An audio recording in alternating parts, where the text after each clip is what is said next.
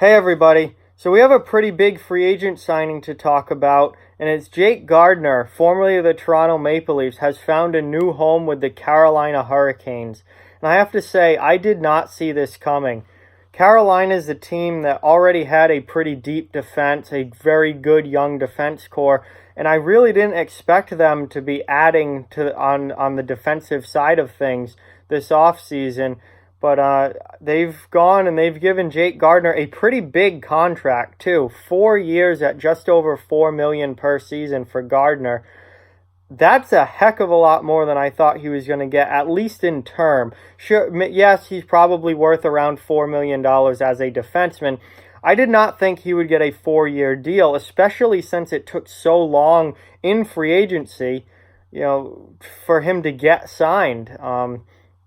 He wasn't a guy that was highly sought after on July 1. Now, he was a guy that was in talks with multiple teams and was sought after, but I thought you would see him get a 1, maybe 2-year deal at most, at probably around $4 million, and you would see what happens. But Carolina felt comfortable enough to give him a 4-year deal, so I'm a little surprised by that.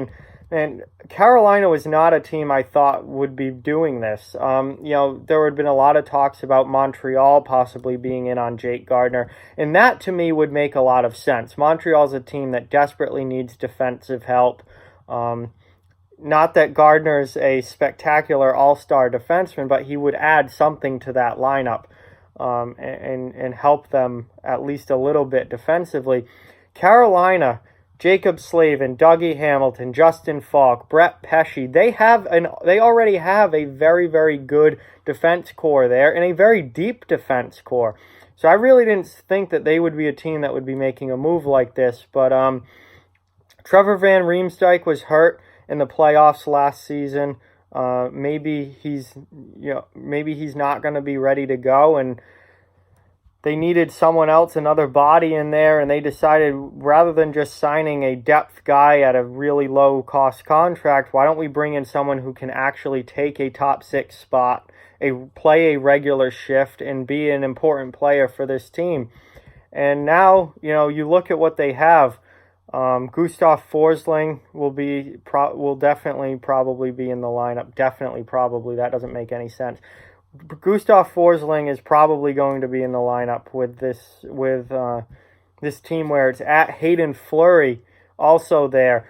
They also have Jake Bean down in the minors.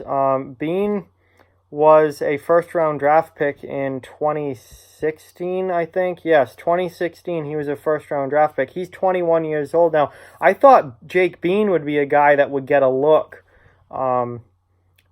to possibly make the Hurricanes this season and stay up at the NHL level. Maybe he's not ready yet. The teams, the GM, the scouts, player development, they all know more than the people like us on the outside. But with the defensive depth that was already there, not only at the NHL level with a great top 4, even without Van Riemsdyk, Hayden Fleury, I think, does a fine job as a bottom pair defenseman. And then down in the minors, you have Roland McKeon and Jake Bean, who are two guys I think could be, ready to get an NHL look, given, how good they've been in the minors, at least the last couple of years. I thought that, Carolina was kind of set on defense. But apparently they saw differently. They wanted to add. They wanted to, make that defense core even better.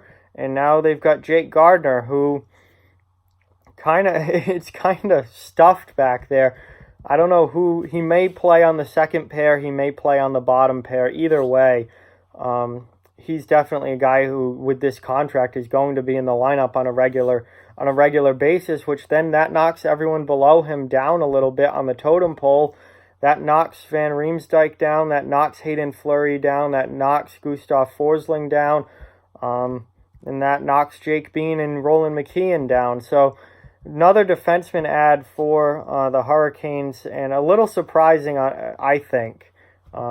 I didn't see this coming, but they wanted to add to their defense, and we'll see. I mean, I've been a huge critic of Jake Gardiner, especially with him being in Toronto and seeing him play against Boston so much. The dude's a turnover machine at times, lost defensively sometimes. Other times, he can be a pretty good player and a solid point producer from the back end. He did have 31 points last year. So he can produce points, but it's just the defensive lapses and the turnovers are absolutely brutal at times. But we'll see. He's going to Carolina, and he's for sure going to play a pretty big role in that defense. Certainly be a top 6 guy, and that makes an already very deep defensive team, even deeper. The only, maybe one thing I'm not taking into account here is the potential for a trade. Maybe Carolina is doing this because they know they're going to move another defenseman. Maybe they're trying to help out, their forward group. Maybe add someone else to the third line or the second line, and they're going to be making a trade after this, and then they would need Gardiner to come in and play a top 4 role because maybe Brett Pesce's getting moved, or maybe Justin Falk's getting moved, something like that. I don't know. I'm just speculating. It just seems odd that a team that already had, 7 or 8 solid defensemen, and then another couple guys down in the minors who seem to, at least be fighting for an NHL shot. They already have, a good number of defensemen. Only 6 defensemen play in a game.